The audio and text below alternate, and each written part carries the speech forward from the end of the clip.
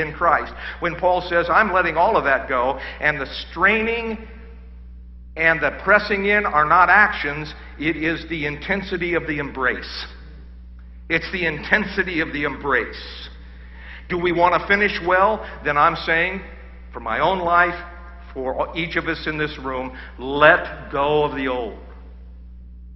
Let go of the old. It's only going to lead to continual frustration the longer we live in this paradigm.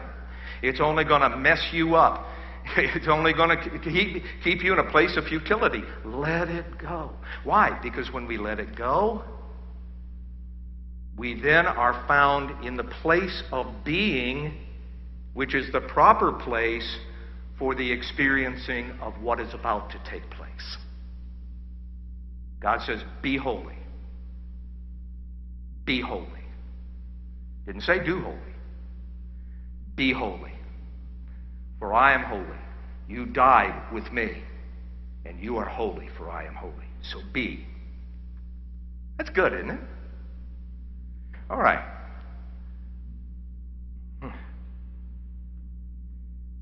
You know, 2 Corinthians 3:17 says, now the Lord is the Spirit, and where the Lord is the Spirit, and where the Spirit is Lord, there is liberty. That's the actual rendering. Where the Spirit is Lord. Aleph says, yoke yourself to me. All right, so we're going to finish this year out in a place of power, in a place of holy alignment. But now we're getting ready to move into 72. When Dutch Sheets was talking, he mentioned it, and it was something that I had felt back at the head of this last New Year, last Rosh Hashanah, was that in this year of power, that we are in the beginnings of the Third Great Awakening. Dutch brought it up at this last meeting. He says this new era is going to be marked by a global awakening. The Third Great Awakening, if that's what you want to call it, is at hand. It's right on the horizon. So let's take a look at this new year coming up. It's 72. Again, ion, see, eyes, see. But now, we're looking at the letter 2. It's the Hebrew word bet. It's spelled Beth, B-E-T-H, but the H is silent. Bet. It means literally house. It means dwelling place, tabernacle, tent. There's a sense of the meaning with us. Bet. Now, I found something for me, and this is only for me, it was absolutely beautiful, and if I can even get it out, because it kind of undid me when I found it. I found that there is a correlation with the entire number, 5772, in the Hebrew with Strong's Exhaustive Concordance. If you look at that word in Strong's, number 5772, it means, it's the word onah. It means literally to dwell with,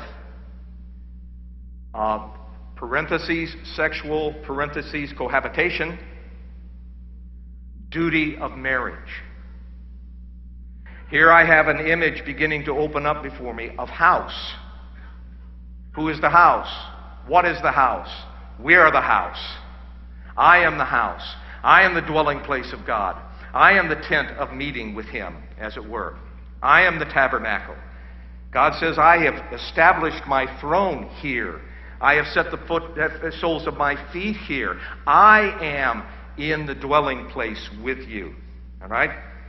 But now as I'm looking at this, suddenly I'm seeing the bridegroom and the bride. Suddenly I'm seeing the lover and the beloved. I'm seeing the husband and the wife. Because it's all about the deep, intimate place, the deep oneness that we have in Christ. Most of us are familiar with Ephesians chapter 5, a classic passage on marriage.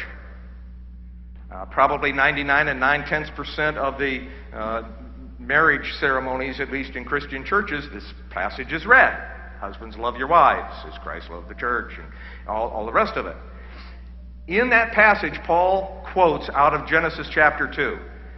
For this reason, a man will leave his father and mother and be united to his wife, and the two shall become one flesh. And then he says this, this is a profound mystery, but I am speaking of Christ and his church. Now, if you go back to the first place, in Genesis, you find that statement of man will leave his father and mother, be united to his wife, comes right after Eve has been created and is presented to Adam. And Adam goes, whoa, my bride, my beloved. And then that statement. Now there's something right after that, and it's simply the word, and the husband and his wife were both naked and felt no shame. I'm telling you this morning that for me, that is a vivid prophetic revelation of Christ and his bride. You take what Paul writes, you take what's in Genesis, you put the two of them together, you're looking at a picture of who we are in Christ and who he is in us, our relationship. It is that deepest place of intimacy where there is nothing separating us. All is transparent, all is holy, all is pure, all is good, all is lovely. It is that place where there is no reason to hide, there's no place to hide, there's no shame, there's nothing but that perfect unity. Are you with me? Can you see it? Because it has everything to do with what is about to take place this coming era. All my life I've heard in the religious environment that Jesus is way out here somewhere and his bride is down here getting her act together, so somehow she's going to be worthy of him when he comes back. Clean up your act, church.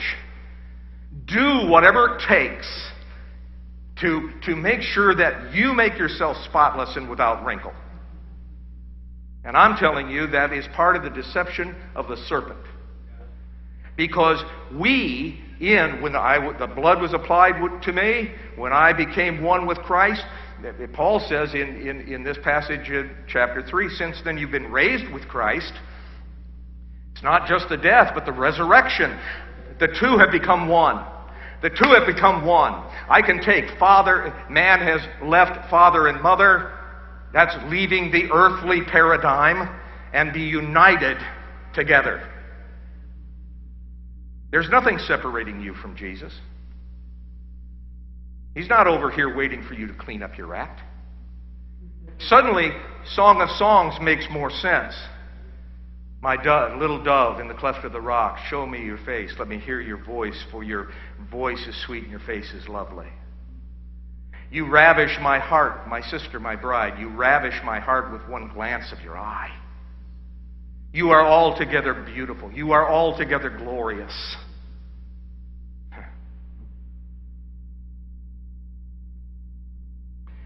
Let's jump into chapter 3 of Colossians.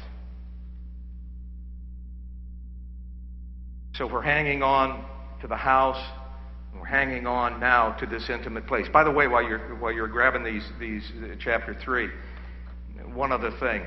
That statement, duty of marriage, the onus, if you will, of the responsibility for all that brings the fullness of life up in that marriage rests with the husband.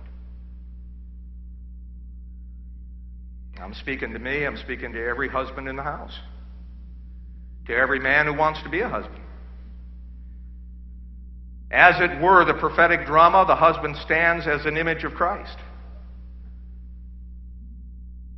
And the wife responds to the way the husband issues forth in the duty of marriage, in the intimacy of the marriage, affirming and lifting and bringing into her everything she was created to be. We see this union. Paul writes, since then you have been raised with Christ. So now he's already, well, you died with Christ, but if there was only a death and no resurrection, nothing. We've been raised with Christ. Ephesians says God raised us up with Christ and seated us with him in the heavenly realms. He says, since you've been raised with Christ, set your heart on things above, where Christ is seated at the right hand of God. Set your minds on things above, not on earthly things, for you died, and your life is now hidden with Christ in God. When Christ, who is your life, appears, then you also will appear with him in glory.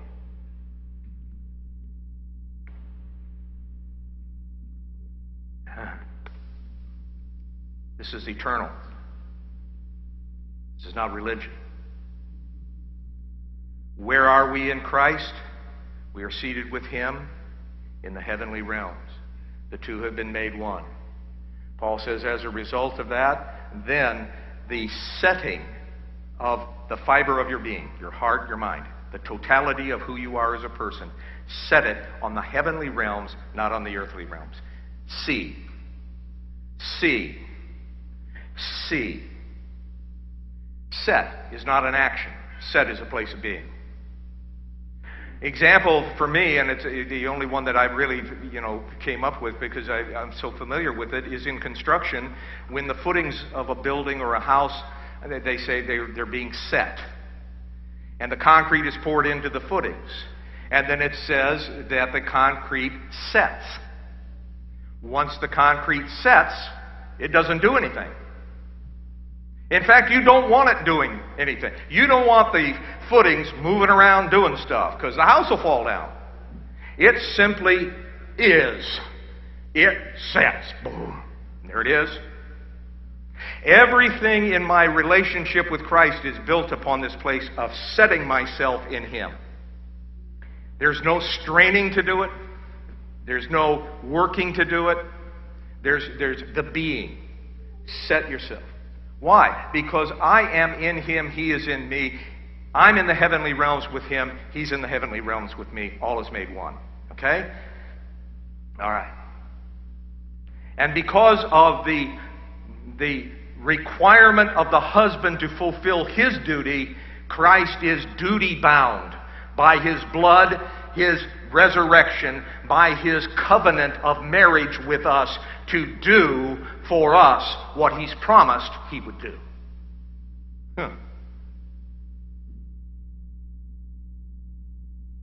So, we are approaching a year of his presence in ways that we've never felt before. Donna, when we were talking about this, and we're going to look at verse 4 here as we get ready to try to wrap this up. We were talking about this past week. We sit in the morning and sit for about an hour and talk. And I was sharing this because this, I'm going, wow, this is absolutely astounding. And she says, it's birthing. It's birthing. I'm going, okay, it is. She says, think of it now. Stay with me. This intimate place, this cohabitation, this dwelling together, this intimacy of the marriage in its purest form, the seed of God has been planted in you. That seed that God has planted in you are the very desires of your heart. The desires you carry in your heart are there because God planted them deep within you. Again, back in 2007, I was hammered with this word, and it's again. I truly believe, and I've spoken it again and again, and it's still right there. What you hold in your heart, you're going to hold in your hands. What you hold in your heart, you will hold in your hands.